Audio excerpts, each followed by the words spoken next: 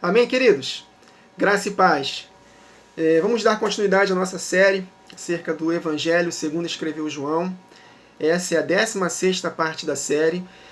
E estamos concluindo a porção de João capítulo 2, versos 13 a 22. Quem está acompanhando está entendendo, né, o que nós estamos meditando.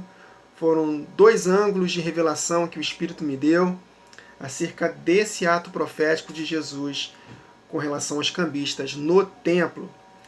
E nós sabemos que Jesus se referiu, quando ele falou para os fariseus, destruam este templo que em 3 dias eu vou restaurá-lo, reconstruir. Só que Jesus se referia acerca do seu corpo, que foi destruído na cruz, foi moído, aleluia, graças a esse sacrifício nós estamos aqui, fomos sarados dos nossos pecados. Obviamente, nós devemos perseverar até o fim para que possamos alcançar o objetivo final da nossa fé. Então, através do corpo de Jesus, ele levou os nossos pecados para que nele pudéssemos viver para a justiça, porque pelas suas chagas nós fomos sarados da natureza que nos atrelava a Satanás. Então Jesus ele foi destruído na cruz e no 3º dia o corpo dele foi reconstruído pelo Pai, pelo Espírito do Pai que o ressuscitou dentre os mortos. E nós conectamos também acerca do nosso corpo santuário, né, falando acerca do corpo espiritual também, que é a igreja, e que Jesus, quando ele fez esse ato profético, ele fez antes de morrer, momentos antes de morrer, poucos dias antes da Páscoa. Ali ele estava sendo preparado para ser sacrificado. E também na ocasião da sua volta, do seu retorno, haverá uma limpa também na casa de Deus, porque, conforme meditamos em 1 Pedro 4,17, o juízo começa pela casa de Deus.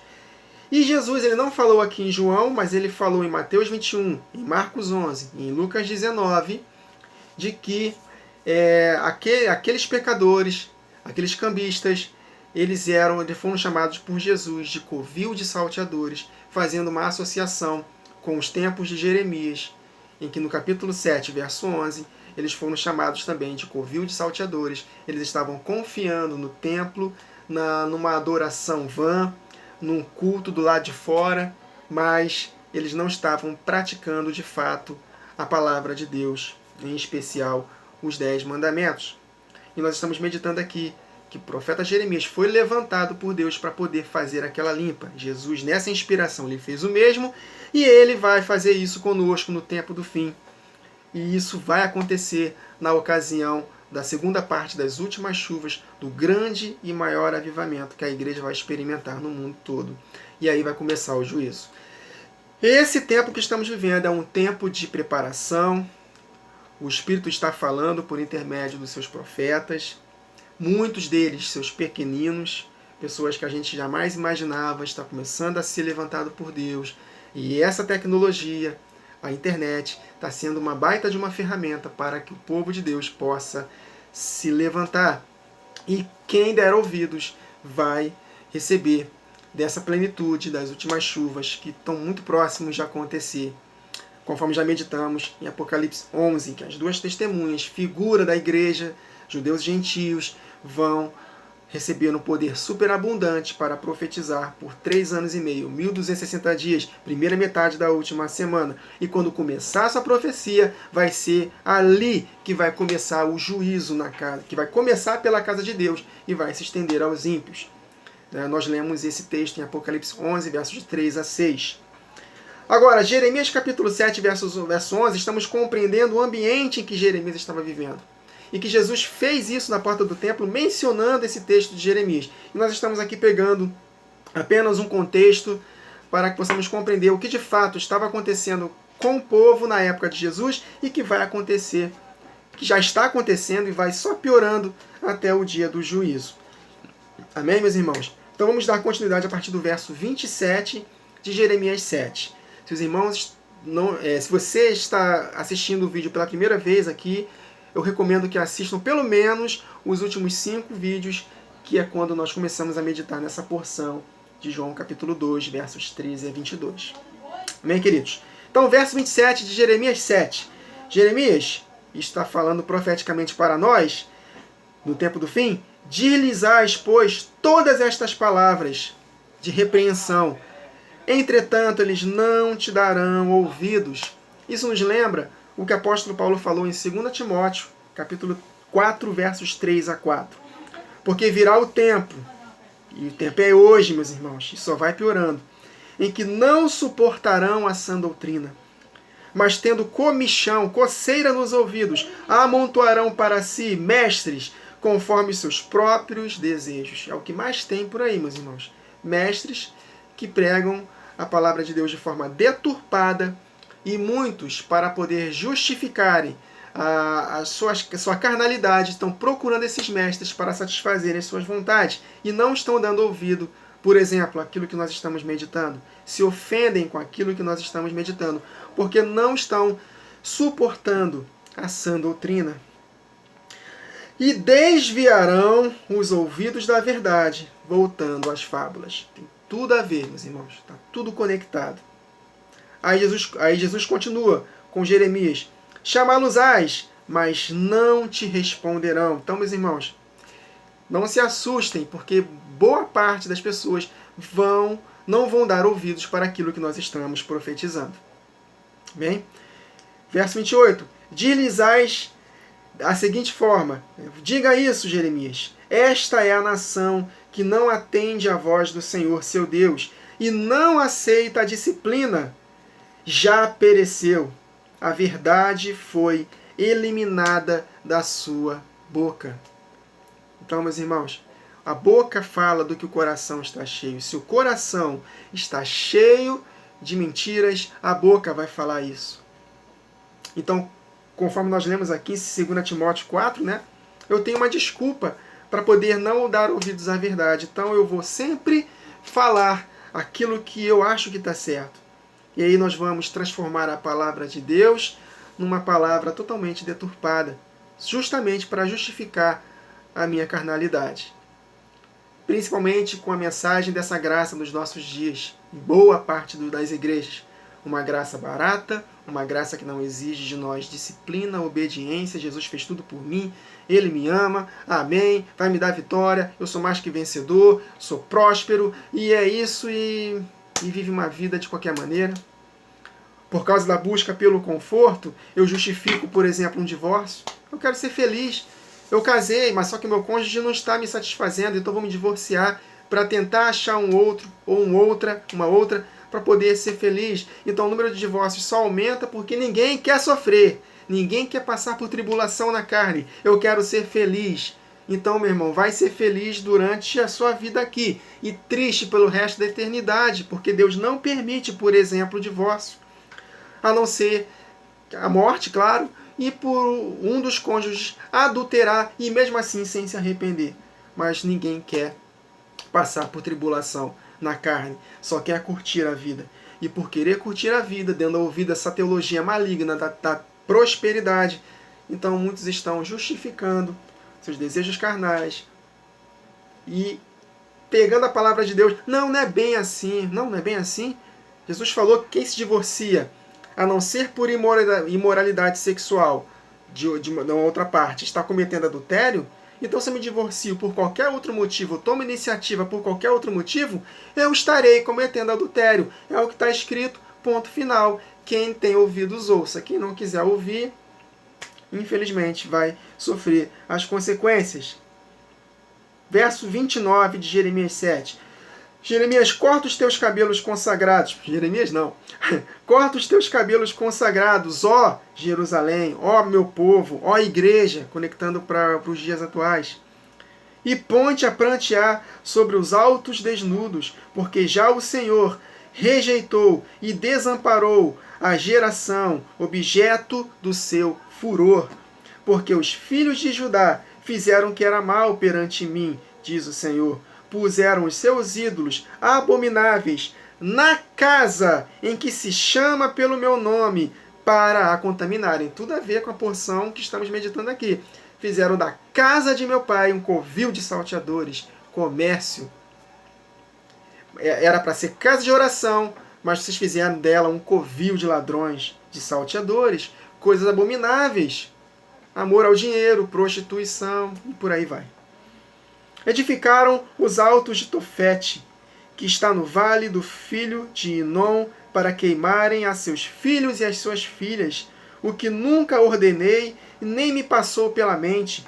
Portanto, eis que virão dias, diz o Senhor, em que já não se chamará Tofete, nem vale do filho de Inom, mas o vale da matança.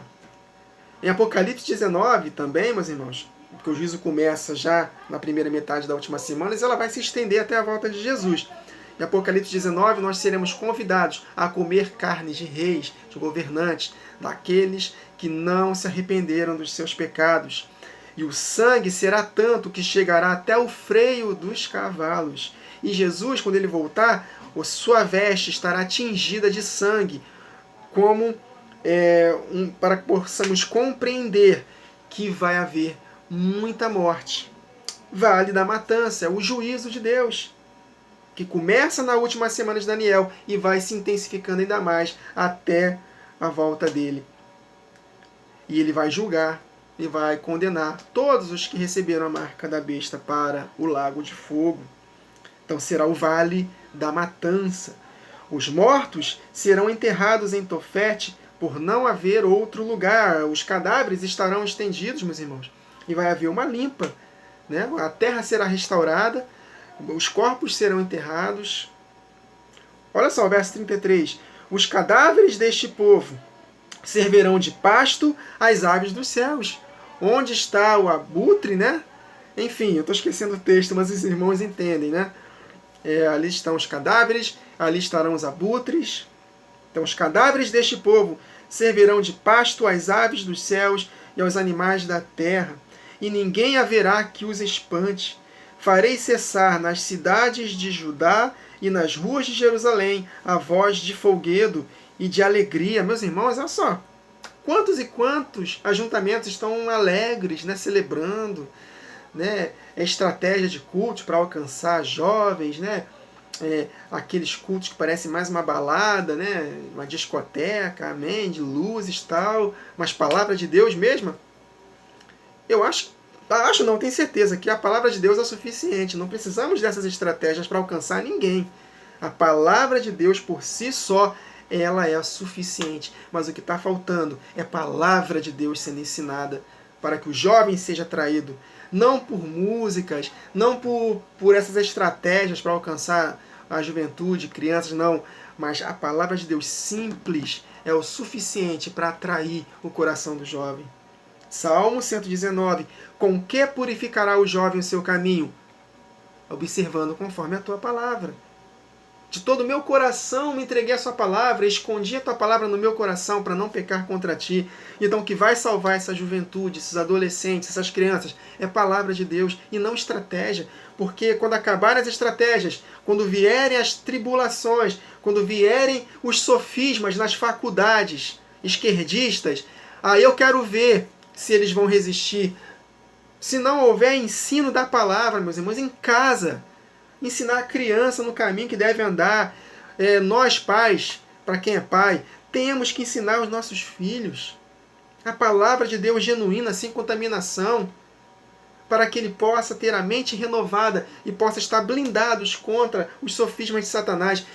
Nada dessas estratégias vão, de fato, fazer com que os nossos adolescentes e jovens sejam firmes na palavra, meus irmãos. Nada disso. Palavra de Deus. É isso que vai fazer com que os nossos jovens estejam com as suas mentalidades blindadas contra os sofismas esquerdistas que estão cada vez maiores nas escolas. E que atraem, muitos jovens estão se desviando da palavra porque estão sendo conformados, amoldados, tomando a forma desse sistema maligno de pensar contrário à palavra, vindo da esquerda. Amém? Então, verso 34. Farei cessar nas cidades de Judá e nas ruas de Jerusalém a voz de folguedo de alegria, a voz do noivo e da noiva, porque a terra se tornará em desolação. Isso nos lembra os selos, as trombetas, as taças. E esse juízo vai começar pela casa de Deus. Jeremias capítulo 8, continuando. Naquele tempo, diz o Senhor, lançarão para fora das suas sepulturas os ossos dos reis e dos príncipes de Judá, Os ossos dos sacerdotes e dos profetas, dos que estavam na linha de frente ensinando de forma deturpada, serão julgados. E os ossos dos habitantes de Jerusalém, meus irmãos, está falando aqui da igreja. O juízo começa na igreja. Aconteceu com aquela desgraça lá em Jerusalém, que foi levado cativo pela Babilônia. Aconteceu um juízo também na época de Jesus e vai acontecer no tempo do fim. Verso 2. Eles serão espalhados ao sol e à lua e a todo exército do céu, a quem tinham amado e a quem serviram. Olha aí, servia a outro Senhor, sem ser Jesus. E após quem tinham ido e a quem procuraram e diante de quem se tinham prostrado. Não serão recolhidos nem sepultados, serão como lixo, como esterco sobre a terra. Verso 3, olha o detalhe. Escolherão antes a morte. Então quem escolhe somos nós. É o ser humano quem escolhe, meus irmãos. O nosso objetivo é pregar a palavra como é. O Espírito vai convencendo e eles vão escolher. Então, mas eles vão escolher a morte. A igreja, aqui está falando primeiramente no contexto, no juízo, na casa de Deus. Vão escolher antes a morte. Olha só que interessante, né? Eles procurarão a morte e não recolherão, e não acharão, né? Que nós lemos aqui, ó. Não serão recolhidos nem sepultados. Serão como esterco sobre a terra. Olha só como está escrito em Apocalipse 9, verso 6, no contexto de juízo na última semana de Daniel. E naqueles dias os homens buscarão a morte e não a acharão, desejarão morrer e a morte fugirá deles. Haverá um momento desse juízo em que eles vão querer morrer e não vão conseguir. Tamanha é o juízo que vai acontecer. Totalmente conectado, né, com o texto que estamos lendo, de Jeremias 8. Aí ele continua.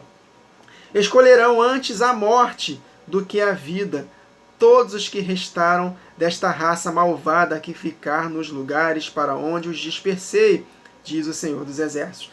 Então escolherão antes a morte do que a vida. Então, naqueles dias, os homens buscarão a morte e não a acharão, e desejarão morrer, e a morte fugirá deles. Apocalipse 9, 6. Totalmente conectado, né, meus irmãos? Diz-lhes mais: assim diz o Senhor, quando caem os homens, não se tornam a levantar? Quando alguém se desvia do caminho, não torna a voltar? Por que, pois, este povo de Jerusalém se desvia, apostatando continuamente? Olha aí o período da apostasia que vai anteceder a volta de Jesus. Olha só, meus irmãos, as conexões da palavra. Olha só como está escrito em Jeremias 8, verso 4, verso 5 agora. Persiste no engano e não quer voltar, não quer se arrepender. Eu escutei e ouvi, eles não falam o que é reto, não é isso que o apóstolo Paulo fala em Efésios 4 e 29, que nenhuma palavra torpe sai da nossa boca, e eles não conseguem falar o que é reto.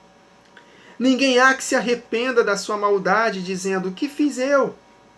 Tem um texto lá em Apocalipse 9, eu acho que é 9, que Deus vai enviar um juízo tão terrível nesse período da última semana, que, se não me engano, 200 milhões, ou 2 milhões, 200 milhões, né, de cavalos e cavaleiros, né, espiritualmente falando, vão matar, vai extirpar 1/3, se não me engano, da terra naquele momento.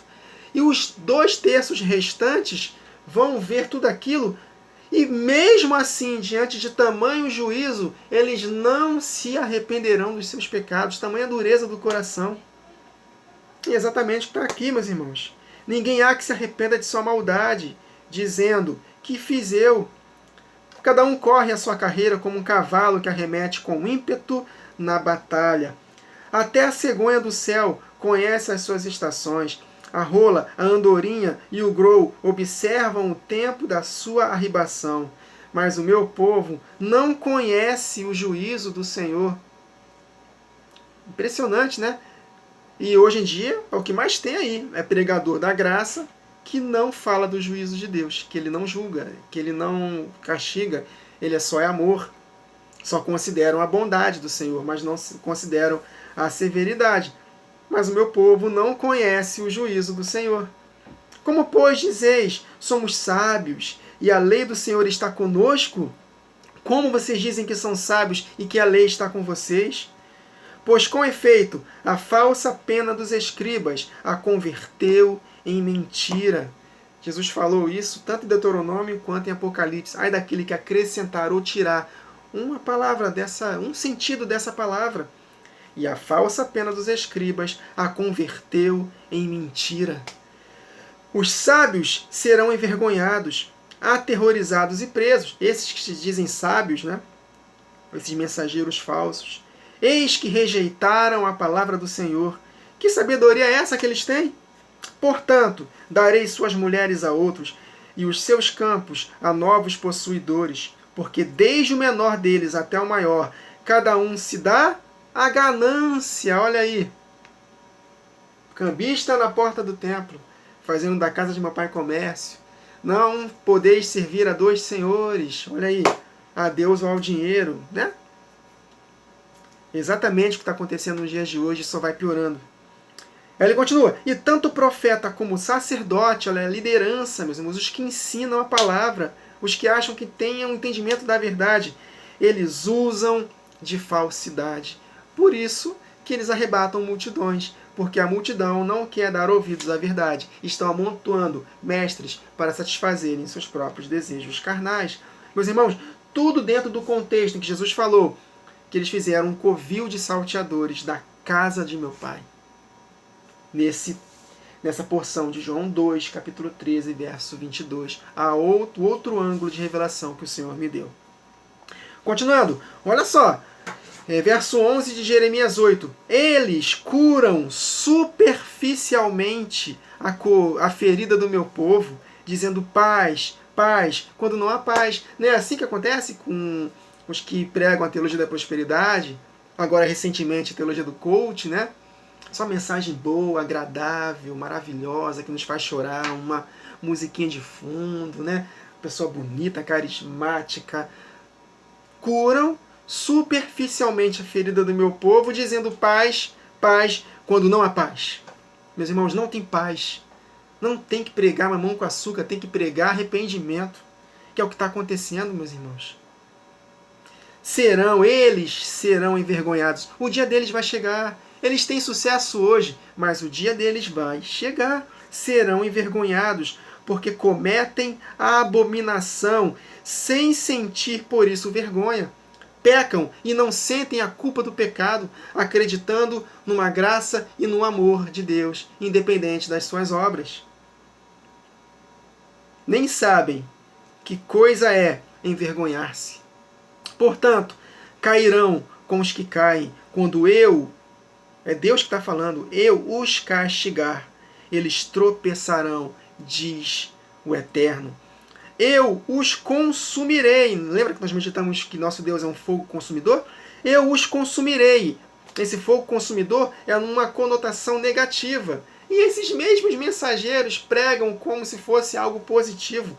Mas o contexto é, o Senhor é fogo consumidor porque Ele vai consumir, meus irmãos, esses pecadores que não querem se arrepender. Lembra que em Jeremias 5,14, fogo sairá da sua boca e consumirá seus adversários como lenha? O que vai acontecer em Apocalipse 11, com a igreja avivada, fogo vai sair da sua boca e vai consumir os adversários como lenha, porque nós diremos ao monte, erga-te daqui e lança-te do mar, e vai acontecer. Tudo que dissermos será feito, porque estaremos cheios do Espírito Santo. Aleluia! Do Pai e do Filho, né, meus irmãos? Pelo amor de Deus. Nós já aprendemos que o Espírito Santo, como terceira pessoa, não existe. É a manifestação, é a unidade do Pai e do Filho. Essa é a comunhão. A nossa comunhão, 1 João, capítulo 1, verso 3, a nossa comunhão é com o Pai e com o seu Filho Jesus. Essa é a comunhão do Espírito. Eu os consumirei de todo, diz o Senhor. Não haverá uvas na vide, nem figos na figueira, e a folha já está murcha. Olha só, meus irmãos, que nós conectamos agora com Marcos 11, 23. Jesus amaldiçoou a figueira até a raiz. E Jesus falou, vocês também não farão isso, tudo que disseres a este monte, ergue-te e lança-te no mar, e não duvidar do seu coração. Vai haver, meus irmãos, esse poder nos nossos lábios. E não haverá figos na figueira. Amém? A figueira será amaldiçoada. Opa, estou aqui, ó. Deixa eu ver se está dando frutos. Não está dando. Não se arrependeu. Juízo. E já lhes designei os que passarão sobre eles. Verso 14. Porque estamos ainda sentados aqui? Reuni-vos e entremos nas cidades fortificadas, e ali pereçamos, pois o Senhor já nos decretou o perecimento e nos deu a beber água venenosa. Também nesse contexto aí que vai acontecer na última semana, Apocalipse 8, 10 e 11. E o terceiro anjo tocou a sua trombeta. Esses anjos somos nós, é a igreja que toca trombetas. E caiu do céu uma grande estrela ardendo como uma tocha, e caiu sobre a terça parte dos rios e sobre as fontes das águas. E o nome da estrela era Absinto, e a terça parte das águas tornou-se em absinto, e muitos homens morreram das águas, porque se tornaram amargas. Olha aí a conexão nesse juízo. Porque estamos ainda sentados aqui, reuni-vos e entremos nas cidades fortificadas, e ali pereçamos, pois o Senhor já nos decretou o perecimento e nos deu a beber água venenosa, água amarga, meus irmãos. Amém? Não vai ter mais aquela árvore que vai cair na água e vai torná-la água doce. Não vai ter mais. É tempo de juízo. Eles vão beber água venenosa, amarga. E eles falam aqui o motivo. Por que pecamos contra o Senhor? Verso 15, Jeremias 8. Espera-se a paz, e nada há de bom. O tempo da cura, oba, não, é tempo de terror. Desde Dan se ouve o resfolegar dos seus cavalos. Toda a terra treme à voz dos rinchos dos seus garaões. Os 4 cavalos, os 4 primeiros selos de Apocalipse 6, meus irmãos. É a igreja tocando trombetas também, porque elas estão conectadas. Os selos, as trombetas e as taças. São todos eles falando acerca do que vai acontecer na última semana de Daniel, em que nós estaremos tocando trombetas. E vêm e devoram a terra e a sua abundância, a cidade e os que habitam nela. Porque eis que envio para entre vós serpentes áspides contra as quais não há encantamento, e vos morderão, diz o Senhor. É o que Deus fez com o povo que estava no deserto, que murmurou, e Deus enviou serpentes abrasadoras, e mordeu e matou a muitos.